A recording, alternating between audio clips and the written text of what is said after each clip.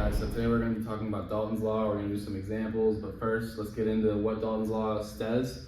So Dalton's law says that the total pressure is equal to the sum of all the partial pressures. So we see here, total pressure is equal to pressure A plus pressure B plus pressure C. All these partial pressures together add up to the total pressure. So here we see that partial pressure is equal to mole fraction times total pressure, and the way that we're going to find the mole fraction is the moles of A divided by the total moles. So that's how you find the mole fraction of A. And another way we could find the mole fraction is the partial pressure divided by the total pressure. So let's use this information in a practice problem. We've got mixtures of helium and O2 are used in scuba diving to prevent bends. 46 liters helium at 25 degrees Celsius and 1 atmosphere, and then 12 liters O2 at 25 degrees Celsius and 1 atmosphere with a tank of 5 liters. With this, we want to calculate the partial pressure of each gas and the total pressure in the tank. So here's what we're going to do first. We've got the givens. We've got the temperature, pressure, volume, and moles. The temperature at 25 degrees Celsius, it's not in the right units, so we're going to need to convert that to Kelvin. Here's the conversion rate. It's the Kelvin equals Celsius, like degrees Celsius plus 273.15. So for simplicity, we're just going to say that this is 298 for both of these, because they're both 25 degrees Celsius, so 25 plus 273 is 298. 298K, 298K. And so now we're going to try to want to find the moles to complete this equation of the PV equals nRT. So we're going to set it up to find moles. So that means that we're going to get N equals PV over RT. This is what we got. N equals PV over RT. So let's first just start plugging things in. For helium, we've got P pressure is going to be 1 atm. So we've got 1 atm times volume. We've got 46 liters times 46 liters over, we've got R. R is always 0.08206 L times ATM over K times moles. This is just so things cancel out easily. And then for T, we've got 298K.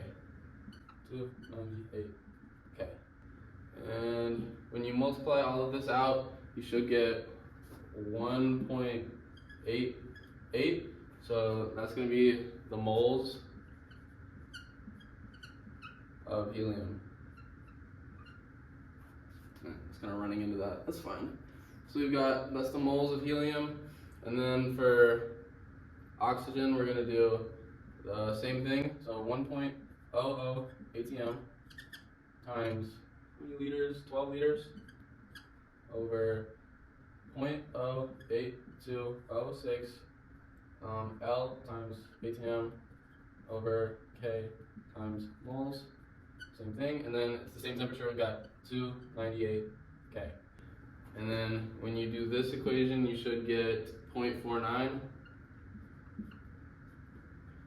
So now that we have this, you're going to want to, so we're trying to find this at 5 liters because that's what the total pressure, the total tank is. So we're going to set up the equation again. Now that we have moles for this equation, we're going to put in our moles. It's going to be 1.88, and then this one's going to be 0.49. But the thing that we're going to change about this equation is we want all of them to equal the same as the tank. So we're going to take these out and change them to 5. Liters, 0.00 liters. So now we're going to take our new moles in this equation. Now we're trying to solve for P. So how do we get P by itself? We're going to divide this by V. So it's going to be P equals nRT over V. P equals nRT over V. Now let's just start plugging things in again. So for helium, we have N is 1.88 moles times R, which is 0.08206 L times ATM over K times moles, and then times temperature, which is 298K, and then that over volume, which is 5 liters. Now you just want to run this through your calculator, and then you're going to get 9.3, and then the units for this is ATM because we're looking for pressure. So 9.3 ATM. And now we're going to do the same thing for oxygen. We're going to go O2 equals, the N is 0.49, so the moles is 0.49. We're going to multiply that by our constant 0.08206 L times ATM over K times moles. And then we're going to multiply that by our temperature, which is 298 still, nothing changed from the last one.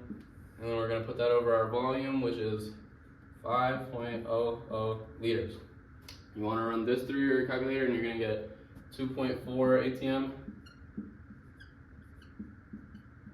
Now that you have these two values, these are the partial pressures, and you're going to want to add them together to get the total pressure. So we've got 9.3 plus 2.4, which equals 11.7 ATM. And that is our final answer. So you got 11.7, good job.